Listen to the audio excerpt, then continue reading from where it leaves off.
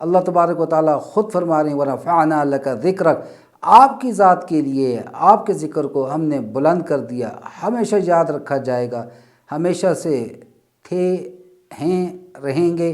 اللہ کی ذات کے علاوہ کسی کو فنا نہیں، اور آپ کا نام تب تک رہے گا جب تک اللہ کی ذات ہے۔ آپ اللہ کے محبوب ہیں صلی اللہ علیہ وسلم۔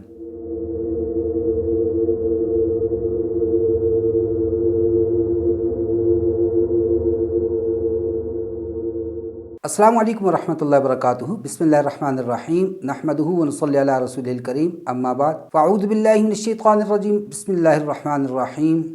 انا اعطیناک الکوثر فصل لربک وانحر ان شانئک هو الابتر، صدق اللہ العظیم۔ نبی کریم صلی اللہ تعالیٰ علیہ وسلم کی ذات مبارک، جن کو اللہ تبارک و تعالیٰ قرآن میں بار بار تسلیاں دے رہے ہیں، انا کفیناک المستہزئین، مذاق اڑانے والوں کو اڑانے دیجیے، ہم آپ کی طرف سے ان کو جواب دینے کے لیے کافی ہیں۔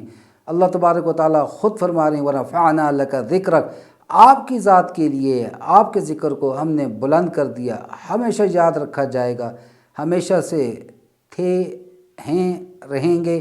اللہ کی ذات کے علاوہ کسی کو فنا نہیں، اور آپ کا نام تب تک رہے گا جب تک اللہ کی ذات ہے۔ آپ اللہ کے محبوب ہیں صلی اللہ علیہ وسلم۔ تو علماء حضرات تو ڈراتے ہی رہتے ہیں، اللہ کے آپ صلی اللہ تعالی وسلم کو اللہ فرماتے ہیں شاہداً و مبشراً و نذیرا، کہ گواہ بھی بنا کر بھیجا، خوشخبری والا بھی اور ڈرانے والا بھی۔ تو علماء حضرات تو ڈراتے ہی رہتے ہیں۔ وہ ایک شخص تھا بیٹھا ہوا تھا جمعے کی نماز کے لیے، خطیب صاحب لگے ہوئے ہیں اور وَإِن مِّنكُمْ إِلَّا وَارِدُهَا، اور پکڑا ہوئے ہے پولیس رات کو، اور اس پہ بیان جاری ہے، وعیدیں سنا رہے ہیں، اور ایسا پل ہوگا اور 500 میل لمبا، 500 میل چڑھائی، 500 میل اترائی، بال سے نرم، بال سے باریک، پانی سے نرم، تلوار سے زیادہ تیز، اور یوں کٹ کے گرے گا، یہ ہوگا وہ ہوگا۔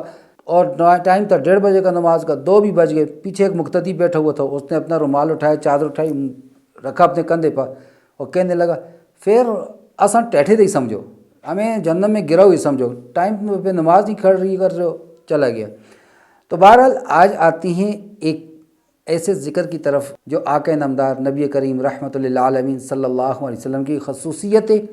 کیا ہے وہ؟ انا اعطیناک الکوثر، بے شک ہم نے آپ کو کوثر عطا کی۔ بہت سے صحابہ کرام خیر کثیر اس کا معنی لیتے ہیں، اور اس سے مراد ایک نہر بھی ہے جو جنت کے اندر موجود ہے۔ اب خیر کثیر کے متعلق جب پوچھا گیا تو کہا کہ یہ نہر اس سے مراد ہے، تو انہوں نے کہا یہ بھی تو خیر کثیر کا ایک حصہ ہے۔ آپ صلی اللہ تعالیٰ علیہ وسلم جب معراج میں گئے، پہلے آسمان پر جاتے ہیں، حضرت آدم علیہ السلام سے ملاقات ہوتی ہے، اور اس کے بعد آپ دیکھتے ہیں 2 نہریں جاری ہیں۔ آپ پوچھتے ہیں جبرائیل یہ کیا ہے؟ تو فرمایا یہ نیل اور فرات کا منبع ہے۔ پھر آپ آسمان پہ تھوڑا سا اور چلے، ایک اور نہر کو دیکھا کہ جس کے اوپر موتی اور زبرجد کا محل ہے۔ آپ نے ہاتھ مارا تو اس کی مٹی گویا مشک ہے۔ آپ نے پوچھا یہ کیا ہے؟ تو حضرت جبرائیل علیہ السلام نے فرمایا یہ کوثر ہے۔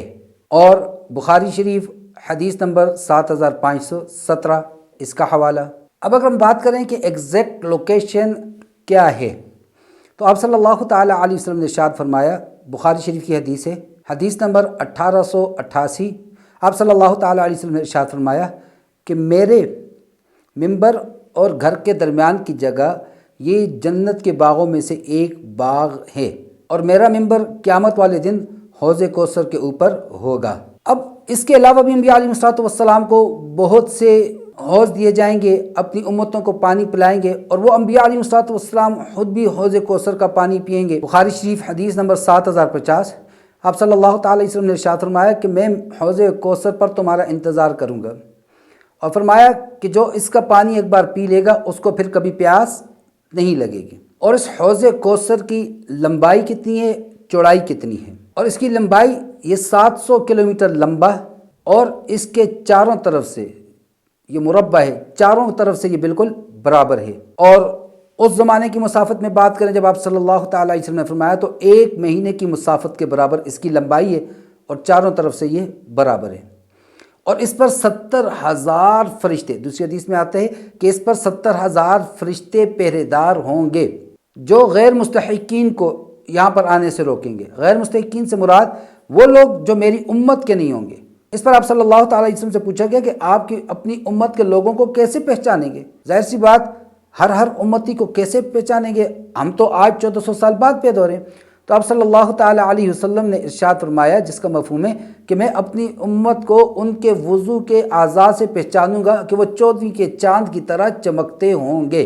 تو اس لیے میرے بھائیوں، باوضو رہنے کی اپنی عادت ڈالیے، اور باوضو رہنے کے مسائل الگ ویڈیو میں ذکر کر چکا، اس کو ضرور دیکھیے گا، ورنہ یہ نہ ہو کہ ہمارا وضو بھی ہمارے لیے گناہ کا سبب بن جائے۔ غیر امتیوں کو وہ روکیں گے، غیر مستحقین کو روکیں گے۔ آپ صلی اللہ تعالیٰ علیہ وسلم نے ارشاد فرمایا، جس کا مفہوم ہے کہ میرے امتی آ رہے ہوں گے اور فرشتے ان کو روک دیں گے، اور میں ان کو کہوں گا یہ تو میری امت میں سے ہیں۔ اب صلی اللہ تعالیٰ علیہ وسلم کو وہ فرشتے کہیں گے، اے اللہ کے رسول صلی اللہ علیہ وسلم، آپ کو نہیں پتہ کہ آپ کے بعد انہوں نے کیا کیا تھا، انہوں نے آپ کے بعد دین کے اندر کیا کچھ نہیں کیا۔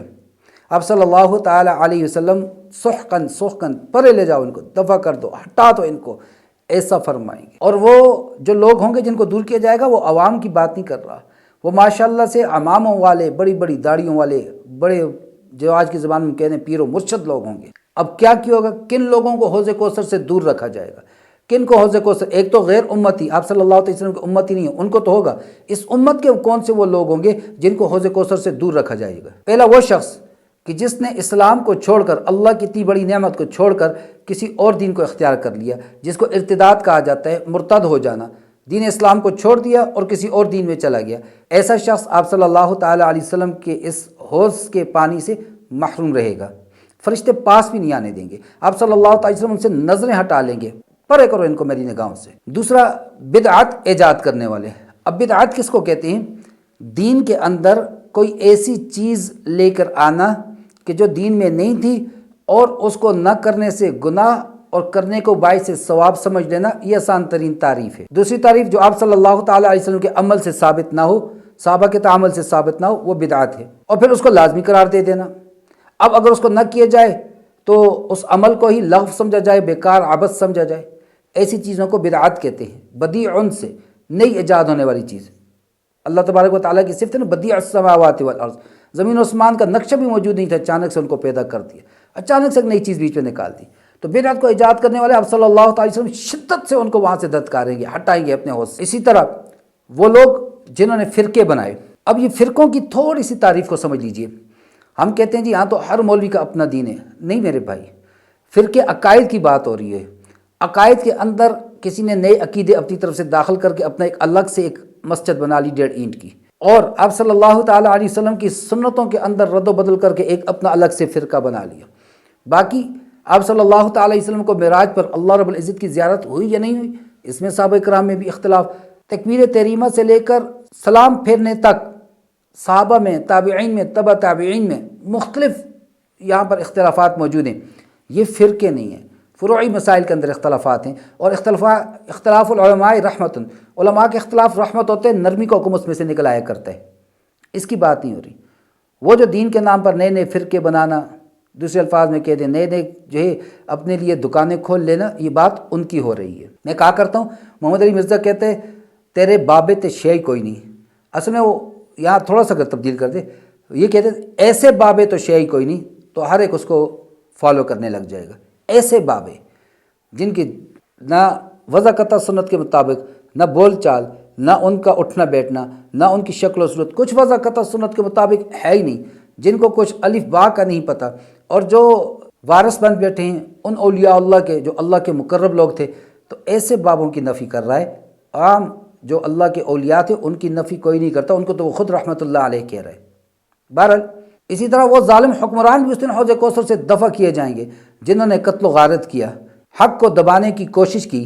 ایسے ظالم حکمران کہ جنہوں نے چھوٹوں پر رحم نہیں کیا، بڑوں کا جو احترام نہیں کر رہا، نہ سفید ریش کا خیال، نہ غریبوں کی غربت کا خیال، اور لوگوں کا مال لوٹے جا رہے ہیں، ظلم پر ظلم کیا جا رہا ہے، ایسے ظالم حکمرانوں کو بھی فرشتوں کو کہہ کر دھتکار دیا جائے گا شدت کے ساتھ۔ اور ایک اور جو سر عام فحاشی اور معصیات کے مرتکب ہوتے ہیں۔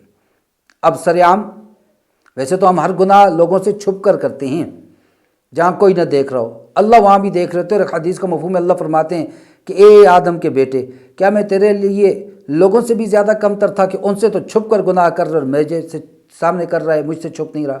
تو بہرحال وہ لوگ جو سر عام کیسے، آج کے زمانے کے سوشل میڈیا کو لے لیجئے، کمرے کے اندر بند ہو کر ایک ویڈیو کو بنایا جا رہا ہے اور پھر اس کو جب اپلوڈ کر رہے ہیں سوشل اکاؤنٹس پر، ساری دنیا دیکھ رہی ہے اور بے حیائی کے مرتکب ہو رہے ہیں، گناہ کے مرتکب ہو رہے ہیں، لوگوں کو گناہ کی طرف بلا رہے ہیں، فالوورز بڑھا رہے ہیں، اپنی ریٹنگ بڑھا رہے ہیں۔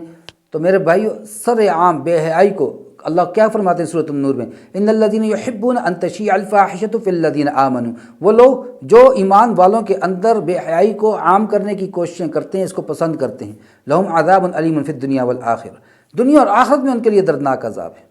فیم ہو جاتا ہے، پیسہ آ جاتا ہے، زندگی میں سکون نہیں ہوتا، ازدواجی زندگی متاثر ہوتی ہے، ہر ایک چیز ان کی متاثر ہو جاتی ہے۔ تو میرے بھائیو، اگر حوض کوثر کا پانی پینا ہے تو ان چیزوں سے اپنے آپ کو دور رکھنا ہے، بے حیائی کے کاموں سے دور رکھنا ہے، بدعات سے اپنے آپ کو دور رکھنا ہے، ظلم سے اپنے آپ کو دور رکھنا ہے، آپ صلی اللہ تعالی وسلم کی کامل اتباع کرنی ہے، اسلام کے علاوہ کسی اور دین کو کبھی بھی تقابل بھی نہیں کرنا۔ اسلام کا کیا مقابلہ، ان الدین عند اللہ الاسلام، کہ جس دین کو اللہ نے خود چنا۔ حضرت یعقوب علیہ السلام اپنے بیٹوں کو کیا کہہ رہے ہیں، اذ حضر یعقوب الموت اذ قال لبنیہ ما تعبدون من بعدی، میرے بعد کس کی عبادت کرو گے؟ وہ کہتے ہیں آپ کے ابا ہدایت کے دین کی۔ اللہ کیا فرمایا تھا، ان اللہ اصطفیٰ لکم الدین فلا تموتن الا وانتم مسلمون، اللہ نے تمہارے لیے دین کو چن لیا تو اسلام کے علاوہ کسی اور مذہب پر نہیں مرنا۔ ان الدین عند اللہ الاسلام، دین تو اللہ کے ہاں صرف اسلام ہے۔ تو ارتداد میں نہیں جانا، ظلم میں نہیں جانا میرے بھائیو، بدعت کے اندر نہیں جانا، صرف آپ صلی اللہ تعالی علیہ وسلم کے نقش قدم پر چلنا ہے۔ جس طرح دنیا کے اندر کسی امتحان میں نقل کر کے بچہ کامیاب ہو ہی جاتا ہے، کبھی کبھی اعلیٰ نمبر بھی لے لیتے ہیں، میرے بھائیو ہم نے نبی کریم صلی اللہ تعالی علیہ وسلم کی نقل کی، آخرت میں ممتاز نمبروں سے، اعلیٰ ترین نمبروں سے ہم کامیاب ہوں گے انشاءاللہ۔ اللہ رب العزت مجھے اور آپ کو ساقی کوثر رحمت للعالمین شفیع المذنبین صلی اللہ علیہ وسلم کے ہاتھوں سے حوض کوثر کا پانی ملائے، اور میرے بھائیو قبر حشر میں آپ کی شفاعت ہم سب کو نصیب فرمائے۔ اللہ مجھے اور آپ سب کو عمل کی توفیق عطا فرمائے۔ وما علینا الا البلاغ۔ السلام علیکم ورحمۃ اللہ وبرکاتہ۔